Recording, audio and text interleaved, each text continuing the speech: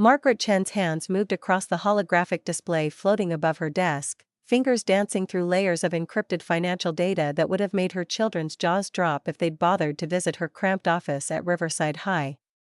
The numbers glowed soft blue in the pre-dawn darkness: scholarship accounts, investment portfolios, fund allocations, each one representing a life she'd helped redirect towards something better than the shallow pursuit of digital status scores and neural implant upgrades. She swiped the display closed as footsteps echoed in the hallway. The biometric lock on her desk drawer recognized her thumbprint, and she slid the physical documents inside, old school. Unhackable. In a world where every transaction left a digital trail that could be subpoenaed by social credit algorithms, Margaret had learned that some secrets stayed safer on paper. Linda Martinez appeared in the doorway, already dressed despite the hour being barely past 5:30. Her augmented reality contact lenses flickered as she scanned Margaret's workspace, probably reading the ambient data that most people couldn't see without tech assistance. "You're here early," Linda said, leaning against the doorframe. "Again, scholarship season." Margaret pulled up the public-facing library database, letting it project normally into the shared space. "Applications don't review themselves." "Right." Linda's tone suggested she didn't believe that for a second. "Those personal projects of yours. You know, the other faculty thinks you're running some kind of side business.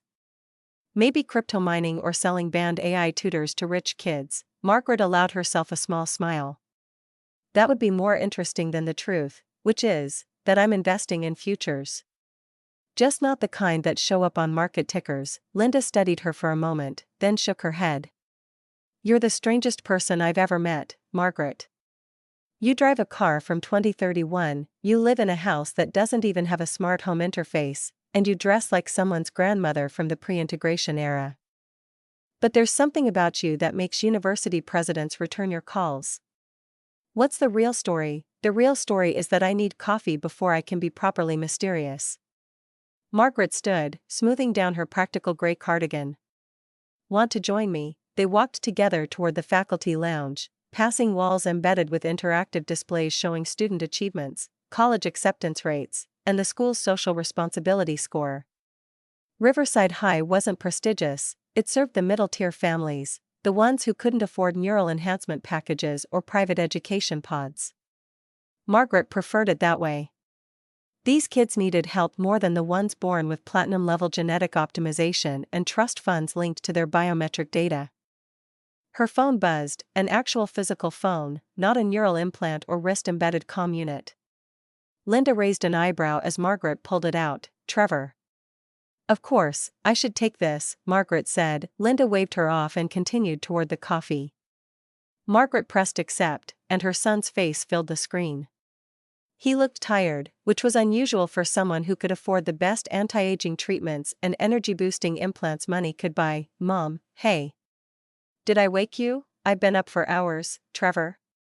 "What do you need?" A flicker of something crossed his face. "Guilt, maybe, or calculation." "I was just calling to check in. Make sure you're doing okay." Margaret waited. "There was always more, actually," Trevor continued, "right on schedule. Vanessa and I wanted to invite you to something. We're hosting our annual foundation gala this Saturday. It's going to be a big deal, full VR livestream, influencer coverage, the works. We thought you might want to come." "What foundation is this, Trevor?" "The Chen Family Legacy Foundation. We've been running it for 3 years now, Mom. We raise money for various causes. Education, poverty relief, that kind of thing." He glanced away from the camera, distracted. "Anyway, it's black tie. Or, whatever you have that's nice. The important thing is you'll be there." Margaret kept her expression neutral, even as something cold settled in her chest. 3 years.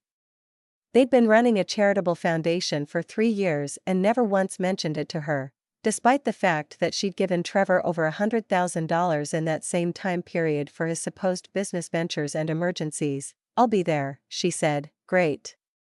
Oh, and Mom? Park in the back, okay? The main entrance gets crowded with valets and media drones. The service entrance is easier." He smiled, and she could see Vanessa moving in the background of their palatial home. See you Saturday. Love you. The call ended before she could respond. Margaret stood in the empty hallway, staring at her reflection in the polished floor tiles. At 58, she looked her age. She'd never seen the point in cosmetic gene therapy or synthetic skin treatments. Her silver hair was cut simply, her clothes functional. To anyone with enhanced visual implants scanning her, she probably registered as lower middle class, minimal social credit score, negligible net worth. Perfect. She pulled up another contact, this one secured behind 3 layers of encryption. The call connected, and a man's face appeared on screen, distinguished, silver-haired but vital, with eyes that actually focused on her instead of splitting attention across multiple data streams like most people did nowadays. Margaret, James Whitmore said, and the warmth in his voice made something flutter in her chest that she'd thought long dead. This is unexpected. Usually I have to send you a dozen messages before you respond to one. I'm calling about your offer, she said. The co-directorship of the National Education Endowment. His expression sharpened with interest. You've been saying no for 6 months. What changed? I'm ready to discuss terms. But I need you to do something for me first. Can you attend an event this Saturday? Margaret Chen, are you finally saying yes to me? Should I prepare myself for disappointment, or dare I hope this means you're ready to stop hiding your light under a bushel? Despite herself, she smiled. Let's just say I'm testing whether you clean up as well as you claim. James laughed. The sound rich and genuine. Margaret, you've just made my entire year. Send me the details. I'll be there. After she ended the call, Margaret stood for a moment in the quiet hallway, listening to the building wake up around her. Through the windows, she could see the city skyline in the distance, towers covered in solar panels and vertical gardens, aerial traffic patterns lighting up the dawn sky, advertising drones already beginning their morning circuits. It was a beautiful world, in its way. Also a cruel one, if you let it be. Her husband Richard had died in this world 10 years ago, before the full integration when technology had finally merged completely with daily life. He'd left her with 2 children she loved, a portion of the family business sale worth $2.4 million, and a choice about what kind of person she wanted to be. She'd made that choice. Now it was time to see if it had been the right one. Saturday morning arrived with unseasonable warmth, the kind that made the city's climate control systems work overtime. Margaret stood in front of her bedroom mirror, an actual glass mirror, not a smart surface, and barely recognized herself. The navy silk gown had cost more than she'd spent on clothes in the past 5 years combined. It was elegant without being ostentatious, the kind of dress that wouldn't show up on fashion tracking algorithms but would make people look twice when they saw it in person. The pearl earrings had been her mother's, one of the few pieces of jewelry she'd kept. Her hair was styled simply, swept back to show her face.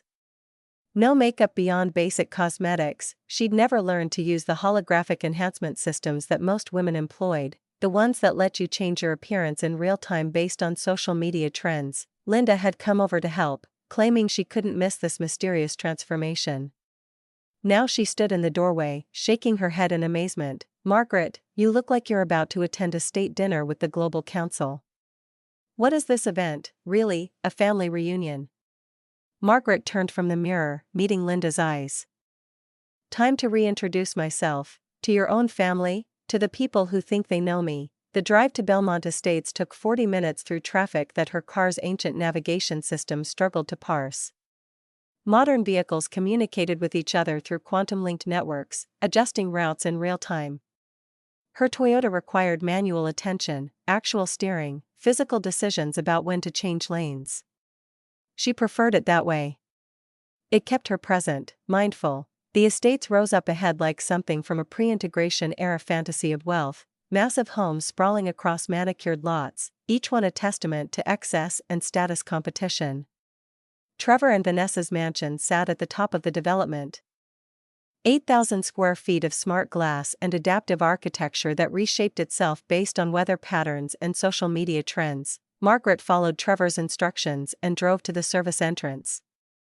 A young valet looked confused when she pulled up in her ancient car, but she handed him the keys and a generous cash tip. another anachronism in a world where most transactions happen through biometric verification. The service corridor smelled like catering, expensive food being prepared for people who probably wouldn't taste it properly through their neural enhancement filters. A young woman struggled with a heavy tray, her movements suggesting she wasn't augmented with the strength-boosting implants most service workers saved up for. "Here," Margaret said, stepping forward. "Let me help you." The young woman's eyes went wide. "Ma'am, you're a guest. You can't, I've carried heavier." Margaret took one side of the tray, helping guide it onto a counter. "What's your name?" "Sophia Reyes." She adjusted her uniform, clearly uncomfortable with the situation. "I'm sorry, I should be able to handle this myself. I just haven't upgraded to the strength mods yet. I'm saving everything for tuition." "What are you studying?" "Early childhood education. I want to teach kids who don't have access to neural learning pods, you know? The ones who still need actual human teachers." Sophia smiled, but it was strained. "My advisor says it's a dying field, but I don't care. Those kids need someone." Margaret pulled a business card from her small clutch, actual cardstock, with simple printing. "Email me Monday. I know some people who help students like you." Sophia took the card hesitantly, reading the simple text, "Margaret Chen, educational consultant." Just an email address, no social media links or AR contact information. "I don't understand," Sophia said. "You will. Email me." A photographer rounded the corner, camera drones floating around him like mechanical insects. He was probably hired to capture candid moments of wealthy guests being charitable. Instead, his equipment locked onto Margaret helping Sophia, recording the genuine connection, the warmth of the interaction against the cold service corridor. Margaret caught his eye, nodded slightly, then moved past him toward the main ballroom. The space was exactly what she'd expected, obscene in its calculated grandeur. Crystal chandeliers that shifted colors based on the room's collective mood, monitored through guest bioscanners. White roses that had been genetically modified to release subtle pheromones promoting feelings of awe and social bonding. A string quartet augmented with holographic projections that made their music visible as dancing light patterns. Her table was exactly where Vanessa had promised, near the kitchen doors, partially hidden by a decorative screen embedded with scroll-through testimonials from the Chen Family Legacy Foundation's supposed beneficiaries. Jessica spotted her first. Her daughter wore a dress worth more than Margaret's car, every inch of her enhanced with subtle tech that made her skin glow and her movements fluid. Her boyfriend Marcus stood beside her, his neural implant ports visible at his temples, probably running real-time market analysis even at a social event. "Mom." Jessica's smile was automatic. "Trained." "Oh. You came. You look nice." "Is that from Macy's?" The department store chain had gone bankrupt 15 years ago, but Jessica probably didn't know that. To her, it was just shorthand for cheap and outdated. "Department stores have excellent sales," Margaret said evenly, settling into her assigned seat. Vanessa materialized moments later, her beauty pageant training evident in every calculated gesture. She air-kissed near Margaret's cheeks, careful not to actually make contact and disturb her holographic makeup. "Margaret, I'm so glad you found the place. We put you at table 12, it's very cozy, away from all the noise and fuss. We thought you'd prefer somewhere low-key." Vanessa's smile was perfect, her eyes dead. "The program starts in 20 minutes. Just relax and enjoy yourself." The passive-aggressive assault continued as more family members drifted over. Uncle Raymond, his real estate empire built on aggressive gentrification and social credit manipulation, looked at her like she was a museum piece. Aunt Patricia's diamonds probably cost more than Margaret's annual salary, each one verified through blockchain authentication and displayed proudly through her AR jewelry app. Alicia Montgomery, Trevor's cousin, made a show of admiring Margaret's vintage style, which was code for embarrassingly outdated. Her fiancé Brad barely glanced up from whatever neural feed he was monitoring. His attention split across multiple data streams. Margaret endured it all with quiet dignity, sipping water from a glass that cost more than she spent on groceries in a month. She watched the room, observed the patterns, who deferred to whom, which conversations were real and which were performed for the social media drones capturing everything. Trevor approached during a lull, his discomfort evident despite his expensive suit and perfect posture coaching. "Mom, thanks for coming. I know this isn't really your scene." He gestured vaguely at the opulence. "The foundation is raising money for literacy programs. Well, digital literacy. Teaching people how to navigate the new neural interface systems that are becoming mandatory for employment." "Is it?" Margaret kept her tone neutral. "How much have you donated personally?" Trevor's laugh was nervous. "Well, hosting the event itself is a huge investment. Vanessa says visibility is just as important as direct donations. It raises awareness, you know? Gets people thinking about the issues." Interesting philosophy. Before Trevor could respond, the massive entrance doors opened. The room's energy shifted instantly, that collective intake of breath that happened when someone important arrived. Margaret watched as Dr. James Whitmore entered, and even she had to admit he commanded attention. Tall, distinguished, wearing a tailored tuxedo that probably had embedded tech she couldn't even identify. But it was his presence that mattered, the way he moved like he belonged everywhere and nowhere, answerable to no one. Vanessa practically levitated from her position at the podium mid-speech, leaving her carefully rehearsed remarks about community uplift hanging in midair.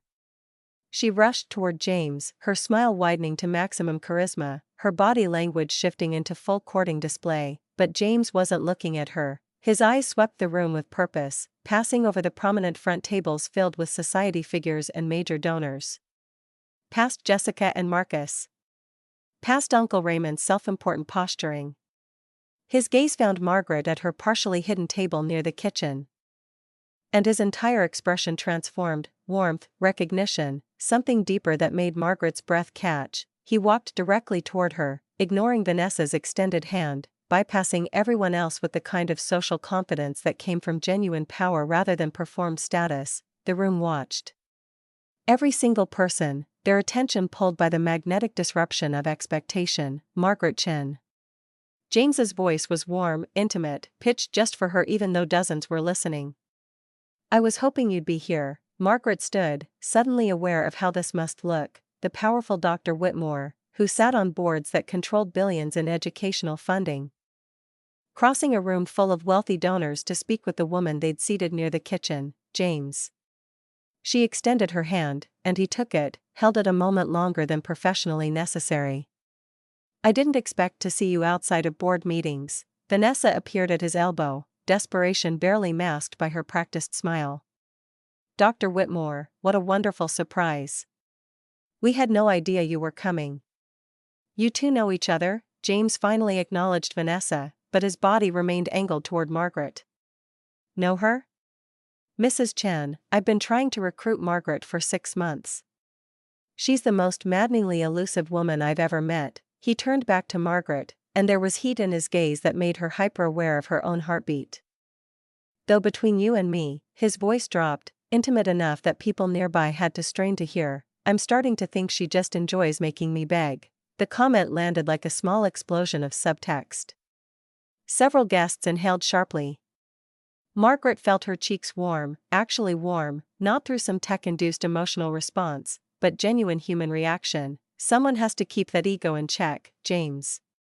She met his eyes directly, refusing to be flustered. "If I said yes to every powerful man who asked nicely, where would that leave my standards?" A few guests gasped, soft sounds of shock at her audacity. James laughed, genuine and delighted, leaning in slightly. "Touché. But I've never been accused of asking nicely. I thought I'd been rather desperately persistent." His eyes held hers, and Margaret felt the decades fall away, felt like someone seeing her for the first time in years. Some women are worth the chase.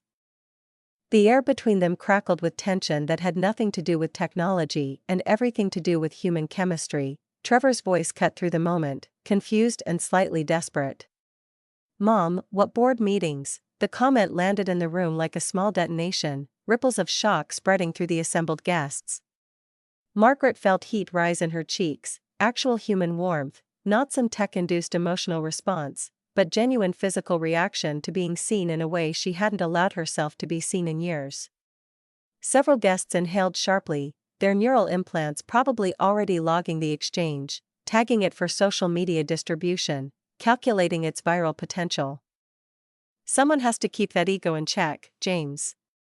Margaret met his eyes directly, refusing to be flustered even as her pulse accelerated.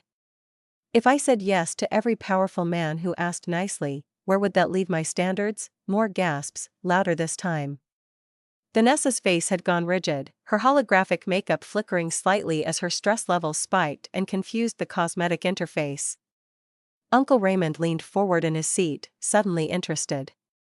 Jessica's mouth had fallen open slightly, her carefully maintained composure cracking. James laughed, the sound genuine and delighted, and leaned in closer. Margaret caught his scent, something subtle and expensive, but underneath it just the warmth of another human being existing in physical space rather than filtered through digital intermediaries. Touché. But I've never been accused of asking nicely. I thought I'd been rather desperately persistent. His eyes held hers, and Margaret felt decades fall away, felt like someone was actually seeing her for the first time in years rather than seeing through her. Some women are worth the chase. The air between them crackled with tension that had nothing to do with technology and everything to do with simple human chemistry. Margaret was acutely aware of the room watching, of Trevor's confusion, of Vanessa's growing panic, of the photographer's camera drones orbiting closer to capture this unexpected narrative deviation. Trevor's voice cut through the moment, pitched too high with confusion and something that might have been fear. "Mom, what board meetings? What is Dr. Whitmore talking about?" James turned to Trevor as if noticing him for the first time, his expression shifting from intimate warmth to professional courtesy in the space of a heartbeat. "Your mother hasn't told you?" Genuine surprise colored his voice. "Margaret sits on the advisory board for the National Education Endowment.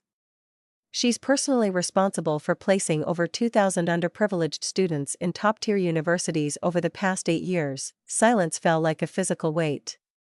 Complete, absolute silence that the room's ambient sound systems couldn't compensate for. Even the holographic musicians seemed to pause, though Margaret knew that was impossible. They were on automated loops, programmed to continue regardless of human drama. Jessica's voice came out tight, strained. "That's not possible. Mom's a librarian. A high school librarian. She doesn't have the connections or resources to, may I?" James was already pulling out his phone, not waiting for permission as he gestured toward the massive presentation screen behind Vanessa's abandoned podium.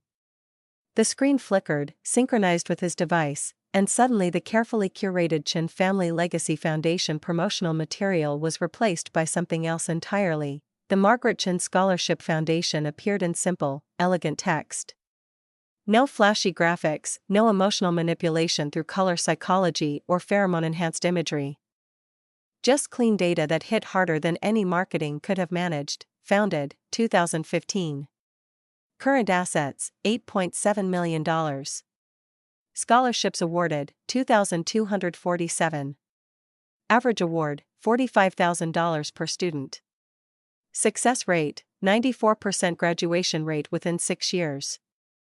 Board members, a list that included university chancellors, former education secretaries, CEOs of major tech companies known for their educational philanthropy. Photos began scrolling, Margaret at ribbon cuttings, shaking hands with senators, speaking at education conferences, hugging tearful scholarship recipients at graduation ceremonies. In every image she wore the same kind of simple, practical clothing she'd worn tonight, never trying to look like anything other than what she was. But the people around her in those photos, they looked at her with respect, with genuine regard, with the kind of attention people gave to someone who mattered. The room erupted in whispers, neural implants pinging each other with data requests, AR lenses pulling up verification of the foundation's authenticity, social credit algorithms frantically recalculating Margaret's status ranking based on this new information.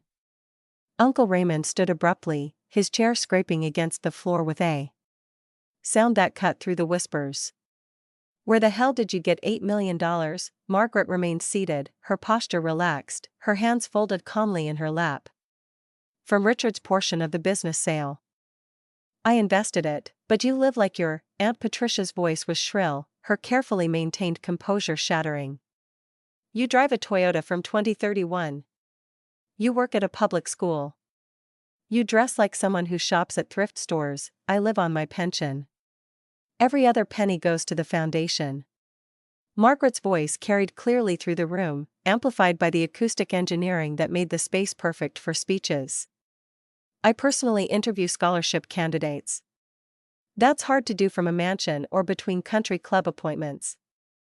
It requires actually being present in communities that need help, not just performing charity from a distance. Her eyes swept the room, landing on each family member in turn. Trevor looked stricken, his face pale even through his cosmetic filters. Jessica had tears forming, her neural implant probably struggling to compensate for emotional distress that her social coaching hadn't prepared her to handle. Vanessa stood frozen near the podium, her entire evening crumbling around her. James continued, and Margaret realized he was enjoying this, that he'd understood exactly what she was doing when she'd asked him to attend tonight. Last month, Harvard offered Margaret a six-figure salary to direct their financial aid program. She turned it down. Said she needed to stay boots on the ground, her exact words. He looked at Margaret with undisguised admiration that made something flutter in her chest. Most dedicated person I've ever met. And I've met 3 presidents, 2 Nobel laureates, and more billionaires than I can count. None of them have Margaret's integrity or her impact. Vanessa found her voice, shaking but still trying to maintain control. But the money Trevor borrowed from you over the years, you said you were struggling financially. Margaret finally stood, setting down her water glass with deliberate care. I never said I was struggling. Trevor assumed. I gave him what he asked for, $127,000 over 10 years, to be precise. She pulled out her own phone, that ancient, physical device that suddenly seemed less like a relic and more like a choice, and with a gesture, replaced James's display with her own records. A spreadsheet appeared, stark and undeniable. Startup capital, $15,000 cross-referenced to restaurant receipts and luxury hotel charges in Las Vegas, dated 2 days after the transfer. Medical emergency, $22,000 timeline matched perfectly with Vanessa's Instagram posts about cosmetic enhancement, complete with before and after photos tagged with the clinic's location. Business expansion, $35,000 purchase date aligned with boat registration records for a yacht Trevor and Vanessa had named Success Story. Investment opportunity, $20,000. Vanessa's social media showed her unboxing a Rolex on the same day, thanking my amazing husband for believing in my worth. The list continued, each entry a small betrayal, each one meticulously documented. Margaret had always known, but she'd wanted to see what they would choose to do with her trust. They'd chosen poorly. I tracked every dollar, Trevor. Margaret's voice was steady, but she could feel emotion building beneath her control, 10 years of disappointment and hurt threatening to break through. You said it was for business investments and medical emergencies. The foundation employs a forensic accountant. He had questions about several entries. She turned to face Vanessa directly, and the younger woman actually took a step backward. Particularly the emergency medical fund that became your nose job. And the critical business investment that turned into your Hermes bag collection. The receipts are all timestamped, geotagged, verified through blockchain authentication. There's no ambiguity. Vanessa had gone white beneath her holographic makeup, the cosmetic interface struggling to maintain its programming as her stress levels redlined. Trevor looked devastated, his carefully constructed self-image crumbling in real time. Mom, I didn't. I thought you couldn't afford. Trevor's voice broke, and Margaret saw the boy she'd raised flickering beneath the man he'd become, the one who'd gotten lost somewhere in pursuit of status and approval. You thought I couldn't afford help because I chose not to flaunt wealth? Margaret felt her control slipping. Felt the emotion she'd been suppressing for years starting to leak through. Or because it was easier to pity me than respect me? Easier to perform generosity toward your struggling mother than acknowledge she might have made different choices than you would have made? The emotional truth hit the room like a pressure wave. Margaret saw understanding dawn on faces around her, saw people reassessing every interaction they'd had with her, every assumption they'd made based on surface appearances. You both told society friends that you support me financially. I have the Instagram posts, the lunch conversation recordings from public restaurants where privacy expectations are waived, the mocking text messages that pass through servers I have legal access to. Margaret looked at Jessica and Alicia, saw them both pale. I know exactly what you've said about me. How you've used me as an example of what not to become. How you've positioned yourselves as the generous children caring for their diminished mother. Jessica's tears were falling freely now, her neural implant unable to compensate for genuine emotional breakdown. Mom, we didn't mean, we never intended. Yes, you did. Margaret's voice was quiet but carried absolute certainty. You meant every word. Because I didn't perform wealth the way you expected, I became an embarrassment. A cautionary tale.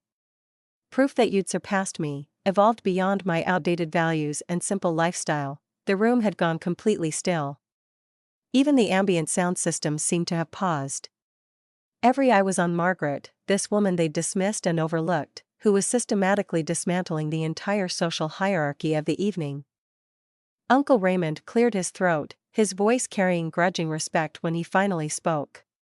Margaret, why the hell didn't you tell anyone? Why let us all think you were barely making ends meet, because none of you asked? Margaret let the words settle, let them sink in. You saw a librarian in a Toyota and decided you knew my worth. You measured me by your standards, by the size of my house, the age of my car, the simplicity of my clothes, instead of wondering if I might have my own standards. Different standards. Better ones, possibly. She paused, turned to look directly at Trevor, and felt her heart break a little at the devastation in his face. You're my children, and I love you.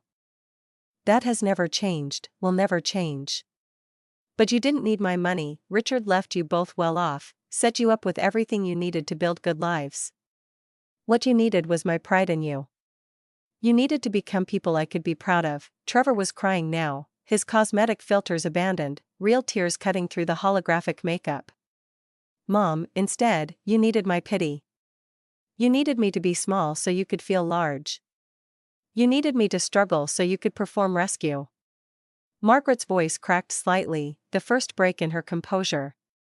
Do you understand how much that hurt? How much it still hurts? James stepped forward, moving into Margaret's peripheral vision. Offering his arm with a gesture that was both support and invitation. Margaret, I came here tonight because you asked me to. But I also came to ask you something, publicly, so you can't dodge me the way you've been dodging me for 6 months. He turned her to face him, gentle but intentional, his hand warm on her arm. The room seemed to fade slightly, the crowd becoming background noise as he focused entirely on her. Join me as co-director of the National Education Endowment. Equal partnership, not you working for me or under me, but with me. Full autonomy over your projects and initiatives. Guaranteed funding for your foundation at whatever level you determine is necessary. His smile was genuine. Warm, with an undercurrent of something deeper. And a clause in your contract that you must accept at least one dinner invitation from me. Non-negotiable. Professional courtesy. The room held its breath. Margaret was aware of hundreds of eyes watching, of camera drones recording, of this moment being captured and distributed and analyzed. She was also aware of James's hand still on her arm, of the warmth in his eyes, of the flutter in her chest that she'd been trying to ignore for 6 months. She smiled, the first real smile anyone had seen from her all evening, unguarded and genuine. Only one, James? If I'm going to risk working with someone as insufferably charming as you, I'll need at least 3 dinners to properly evaluate your character. Done. James was grinning now, and the chemistry between them was palpable, undeniable. I'll have my assistant schedule them before you change your mind. Breakfast meeting Friday, lunch meeting Tuesday, dinner meeting, well, that one I'm keeping flexible for maximum romantic potential. He offered his arm formally. Margaret took it, felt the solid warmth of another human being after years of careful isolation.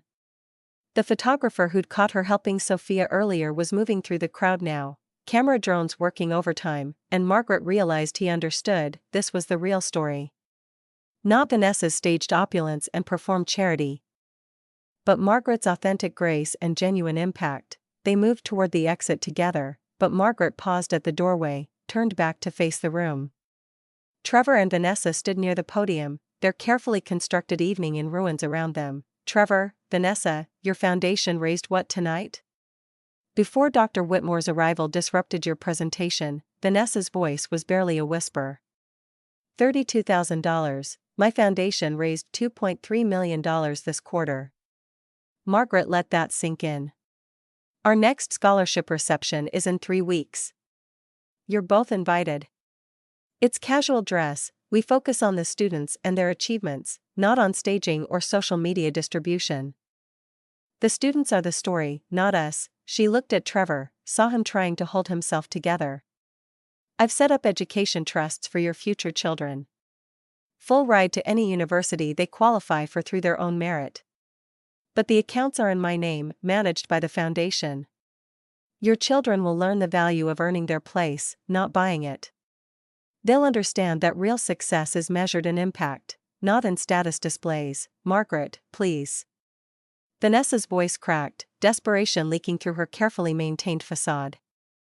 I'm sorry. We're sorry. We didn't understand, we didn't realize, no. Margaret's voice was firm but not cruel. You didn't want to understand. There's a difference.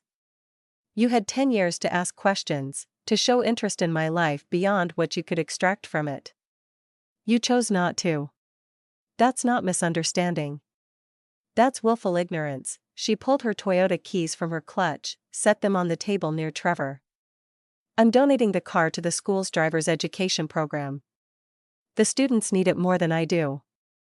She turned, found Sophia standing near the kitchen entrance, still in her catering uniform, tears streaming down her face. Sophia, check your email Monday. Your tuition is covered for all 4 years, and I'd like you to interview for our mentorship program. We need people like you, people who understand that teaching is service. Not just employment. Sophia was sobbing now, one hand pressed to her mouth. Ma'am, I can't possibly. You can. You will. Margaret's voice was gentle but certain. Education is never a handout when someone has earned it through their commitment and character. You've earned this, Sophia. Let yourself accept it. She turned back to James, who was watching her with an expression that made her heart skip. James, would you mind terribly? I've driven that Toyota for 15 years. Tonight feels like a good night for a change, Margaret. James guided her toward the exit, his hand warm at the small of her back. Tonight feels like the start of several good changes. They walked through the massive doorway together, leaving the ballroom's crystalline opulence behind. The night air hit Margaret's face, cool and real, free of the climate control and pheromone enhancement that had made the ballroom feel artificial. James guided her toward his car, a sleek Tesla that probably had more computing power than the entire building she worked in. He opened the passenger door, but before she could get in, he paused. His hand was still on her arm, warm and grounding, and when he spoke his voice was low, meant only for her. For the record, I've been half in love with you since the first board meeting. Watching you dismantle a university president's argument with 3 perfectly chosen sentences, then thank him graciously for his time. James's thumb traced a small circle on her arm, and Margaret felt the touch all the way through her body. Watching you tonight? I'm completely gone. Margaret felt something unlock in her chest, something she'd kept carefully guarded for a decade. James, I'm 58 years old. I'm set in my ways. I'm married to my work. I don't know how to be anything else. I'm 61, equally stubborn, and I've spent my entire adult life avoiding anything that might disrupt my carefully ordered existence. He took her hand, threading his fingers through hers. I've never met anyone worth disrupting my life for. Until you. His eyes held hers, and Margaret saw genuine emotion there. Not performance or strategy but actual human feeling. So how about we disrupt each other's lives together? Take the co-directorship. Take the dinners. Take whatever else develops because I'm done pretending I don't want more than professional collaboration with you. Margaret laughed, a real, joyful sound that surprised her with its spontaneity. She couldn't remember the last time she'd laughed like that, unguarded and genuine. "You're assuming a lot, Dr. Whitmore." "I'm hoping a lot, Ms. Chen." He smiled, squeezed her hand gently. "There's a difference." She got into the car, and he closed the door with careful attention, then moved around to the driver's side. The engine started silently, electric motors engaging without the roar of combustion that her Toyota always made. They pulled away from the mansion, and Margaret looked back once through the window. Vanessa stood framed in the massive doorway, watching them leave. Her perfect gala had collapsed around her, the carefully staged evening transformed into something she'd never intended. Society guests were clustered in small groups, their neural implants undoubtedly buzzing with data exchange, reassessing everything they thought they knew about the Chen family hierarchy. Jessica stood next to Trevor, both of them looking lost. Uncle Raymond was in animated conversation with Aunt Patricia, probably recalculating Margaret's social value. Alicia and Brad were already leaving, their status by association suddenly uncertain. The mansion receded behind them as James navigated through the estate's winding streets. Margaret watched it disappear, felt a weight she'd been carrying for years finally lift. She'd made her choice 10 years ago about what kind of person to be, what kind of legacy to build. Tonight she'd defended that choice, revealed it, let it stand on its own merit. "You know this changes everything for them," James said quietly. "For Trevor and Vanessa, for your whole family. They'll have to reassess every assumption, every social positioning they've built around you being the struggling relative they generously tolerate." "I know." Margaret settled back into the seat, let herself feel the exhaustion that came after adrenaline faded. That was the point. Not to hurt them, but to make them see.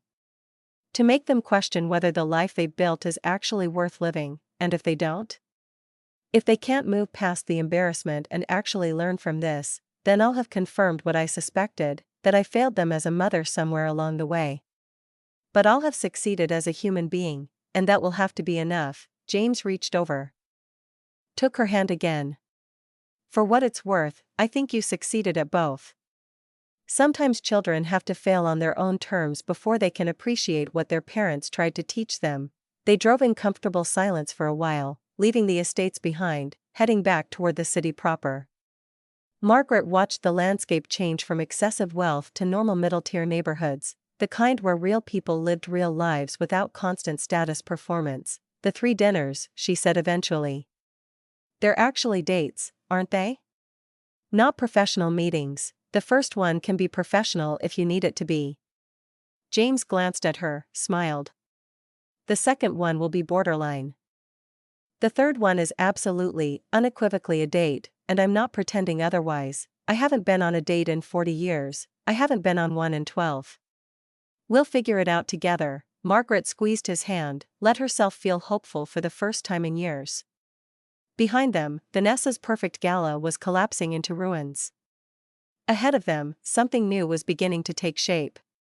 And for the first time since Richard's death, Margaret felt like she was moving forward instead of just enduring. 3 days after the gala, Margaret Chen stood in her kitchen watching the morning news cycle on her ancient wall-mounted screen, the kind that couldn't track her eye movements or adjust content based on her emotional responses.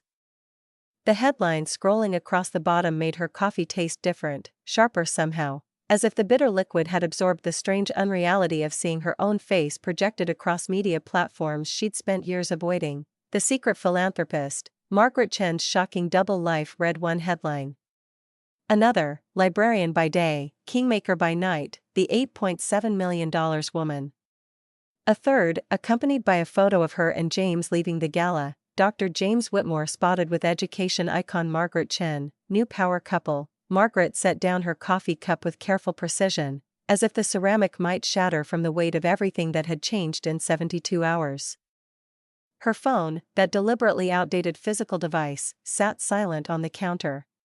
She'd turned off notifications the morning after the gala when the messages had started flooding in. Interview requests from media outlets she'd never heard of. Investment firms wanting to optimize her portfolio. Tech companies offering neural implant upgrades complimentary for influential philanthropists. Everyone suddenly wanting a piece of her now that she'd been recategorized by the algorithms that sorted humanity into hierarchies of relevance. Linda had called 16 times. Uncle Raymond had left 7 voicemails, each one progressively more conciliatory in tone. Jessica had sent a single text message at 3 in the morning, "Mom, can we talk? Please." Margaret hadn't responded to any of them yet. She was still processing, still trying to understand what she'd unleashed when she'd allowed James to reveal what she'd spent 10 years carefully hiding. Her doorbell chimed, an actual physical bell, not a smart system that could identify visitors through facial recognition. Margaret moved to the door, checked the old-fashioned peephole, and felt something warm unfurl in her chest when she saw James standing on her modest porch holding 2 coffee cups and a paper bag that smelled like fresh bagels. She opened the door. "You know I have coffee, you have whatever industrial sludge the school provides in bulk." James stepped inside without waiting for invitation, and Margaret realized she didn't mind the presumption. "I brought the good stuff. Ethically sourced, properly roasted, no algorithm-optimized flavor profiles. Just coffee that tastes like coffee." He set the cups on her kitchen table, which was covered in scholarship applications and grant proposals. The renovation crew she'd finally hired after years of putting it off had started work yesterday. Her living room walls were half-painted, the outdated carpeting torn up to reveal hardwood floors that just needed refinishing. The house smelled like fresh paint and possibility. "You didn't have to come by," Margaret said, but she was already reaching for one of the coffee cups. Already settling into the chair across from him, "I wanted to see how you were handling the aftermath."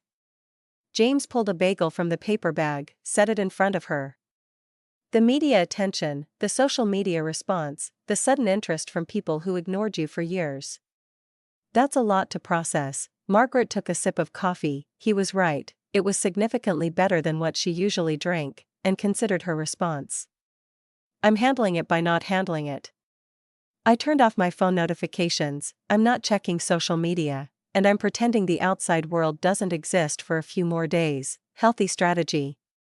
James was watching her with that focused attention she'd come to recognize.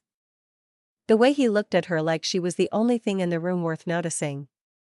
"How's Trevor? I haven't heard from him since the gala." Margaret felt the familiar ache settle in her chest, the one that came with loving someone who kept disappointing you. "Jessica texted, but I haven't responded yet.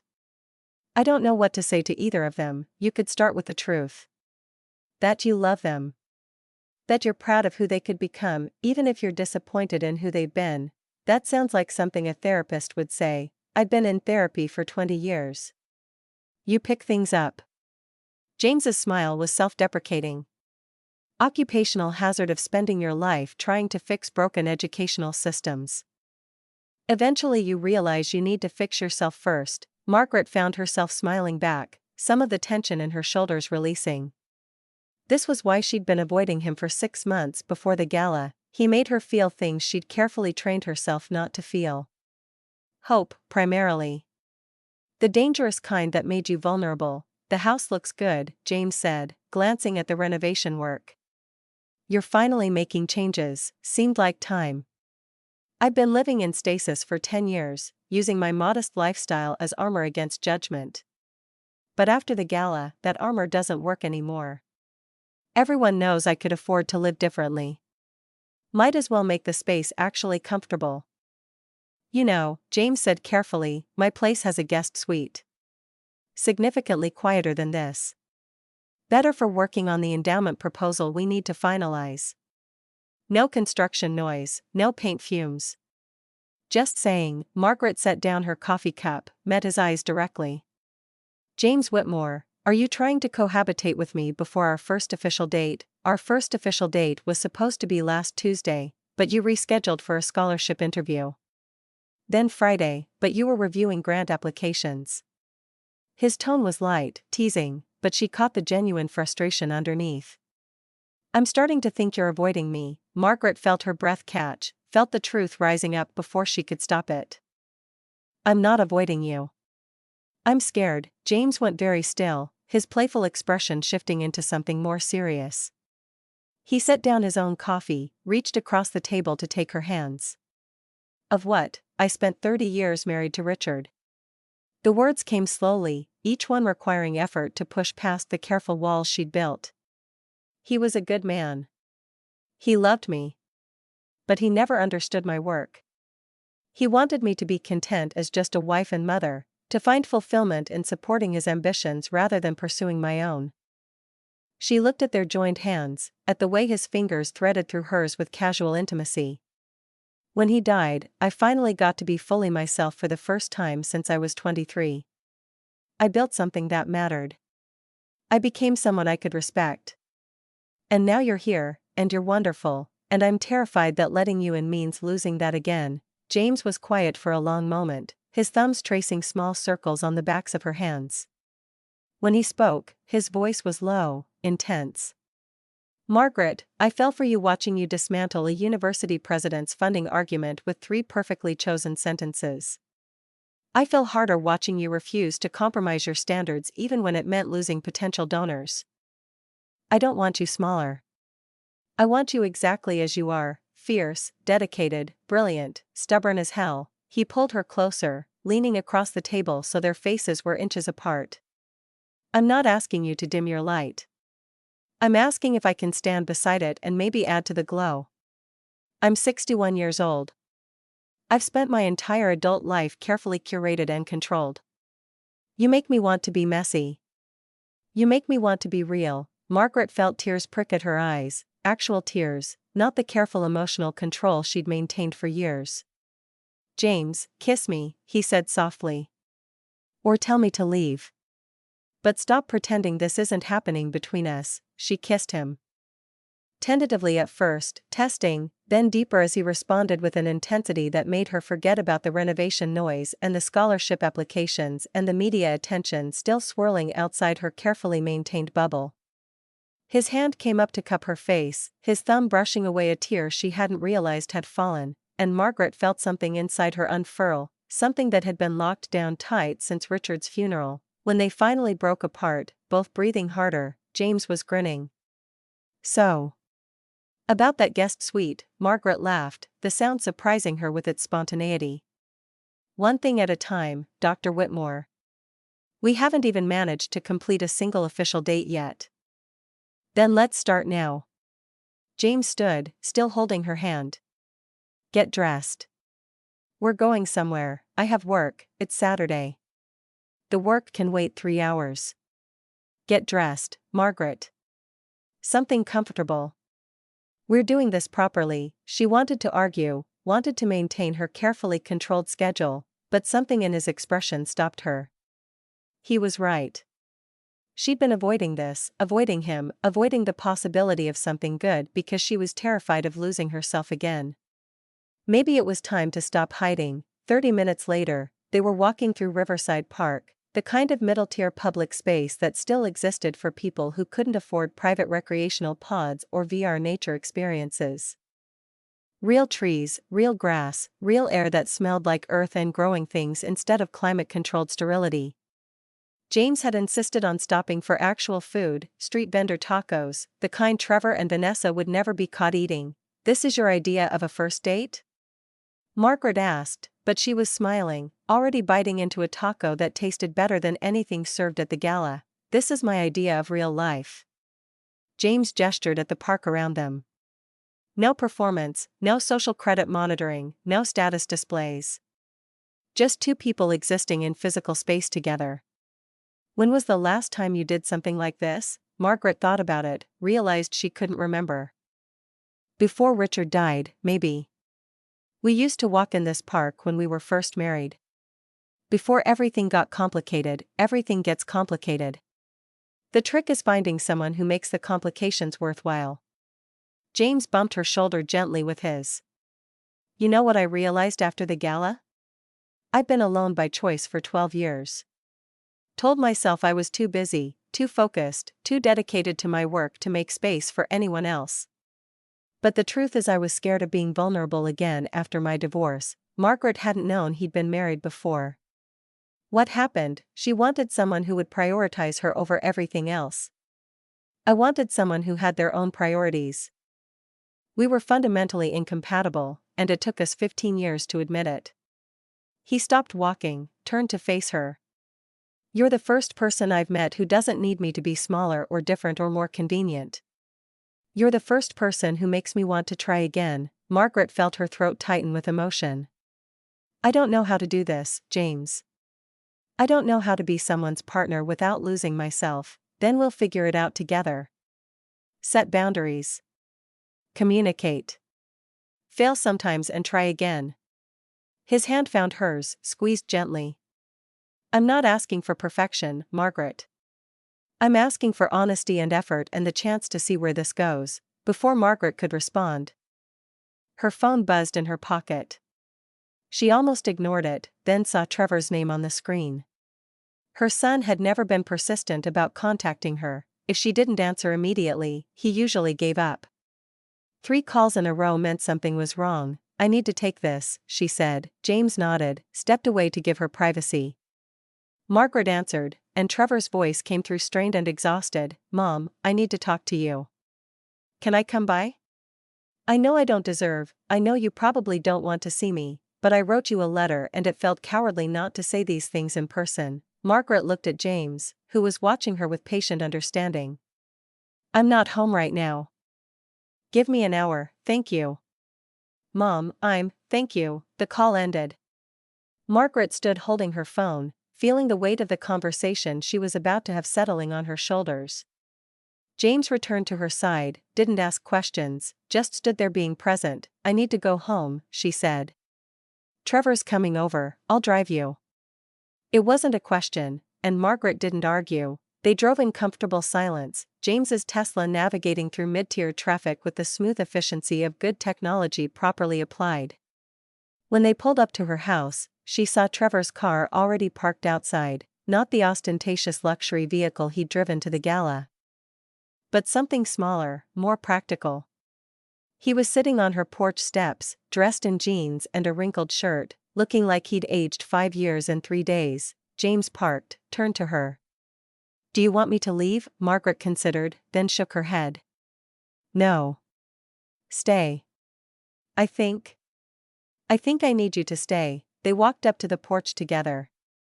Trevor stood as they approached, his eyes moving between Margaret and James with an expression Margaret couldn't quite read. The 2 men sized each other up for a moment, some wordless communication passing between them. "I'll give you privacy," James finally said. He touched Margaret's arm gently. "I'll be in the garden if you need me." He walked around the side of the house, leaving Margaret and Trevor alone.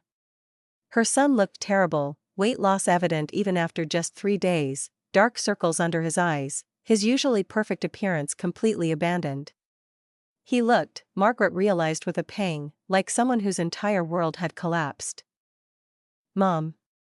His voice cracked slightly. "I wrote you a letter, but it felt cowardly not to say this in person. Can we talk?" Margaret unlocked the door, led him inside to the kitchen where she'd been drinking coffee with James less than 3 hours ago. It felt like days had passed since then. She gestured to a chair, and Trevor sat, his movements heavy with exhaustion. "I've been going to therapy," he said without preamble. "Started 2 days ago. Dr. Sanders asked me to list the times I felt proudest in my life, the moments that defined who I wanted to be." He looked at her, and his eyes were red-rimmed. "You know what I realized? Every single moment, you were there." Margaret stayed quiet, letting him speak, though her heart was already breaking. "My high school graduation, when I won that award for community service. You were in the front row crying. My first real business success, that contract I landed when I was 25. You took me to dinner to celebrate, and you were so proud you told the waiter even though I was embarrassed." He was crying now, tears streaming down his face unchecked. "Meeting Vanessa. You welcomed her into the family without judgment, even though I could tell you had reservations." His voice broke completely. "And every single time, I took you for granted. Worse than that, I pitied you. I measured your worth by your zip code and your car and your job title. Not by your character or your accomplishments or the fact that you were changing thousands of lives while I was buying boats I never used." Margaret felt her own tears starting, felt 10 years of hurt and disappointment rising up. "Trevor, Vanessa, and I are separating." He said it flatly, like stating a fact about the weather. "She can't forgive you for embarrassing her at the gala." That's how she sees it, you embarrassed her. She can't see that we embarrassed ourselves, that we'd been embarrassing ourselves for years and you just finally held up a mirror. He pulled an envelope from his pocket, set it on the table between them. But the truth is, she can't forgive herself. And I'm a reminder of everything she wants to forget. Every time she looks at me, she sees the person who mocked you, who used you, who built a whole identity around performing charity while you were actually doing it. Margaret picked up the envelope, opened it. Inside was a check for $127,000. It'll take me 2 years to pay that off, Trevor said. I'm selling the boat, downsizing the house, cutting every unnecessary expense. I don't expect forgiveness. I don't even expect you to want a relationship with me anymore. But I needed you to know that I understand what I did, how badly I failed you, and that I'm trying to be better. Margaret looked at the check. At this tangible representation of her son trying to make amends, and felt something shift in her chest. She tore it in half, then in half again, let the pieces flutter to the table between them. Trevor's eyes went wide. Mom, I don't want your money, Trevor. Her voice was steady despite the tears. I never wanted your money. I want your time. Your actual presence. Your genuine effort to be better. She reached across the table, took his hand. The foundation needs volunteer coordinators. People who will actually work with scholarship recipients, mentor them, show them that success isn't about what you own but about who you help and what you build that lasts. Trevor was staring at her. Hope and disbelief warring in his expression. Can you do that? Margaret asked. Can you show up every week, meet with students, hear their stories, help them navigate systems that were designed to keep them out? Not for publicity or social credit or redemption, just to help because it needs doing. Yes. His voice was barely a whisper. God, yes. I want to be someone you're proud of again. I want to look in the mirror and recognize myself. I never stopped being proud of you, Trevor. I stopped recognizing you. You became someone I didn't know, someone who valued all the wrong things. She squeezed his hand. Help me see my son again. The one who won that community service award because he actually cared about helping people. Not because it looked good on college applications. Trevor stood abruptly, came around the table, and pulled her into a hug.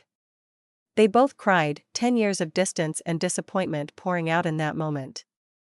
Margaret held her son and felt something she hadn't felt in years, hope that maybe, possibly, they could find their way back to each other. From the garden, through the open window, Margaret could hear James moving around quietly, giving them privacy but staying close enough to provide support if needed.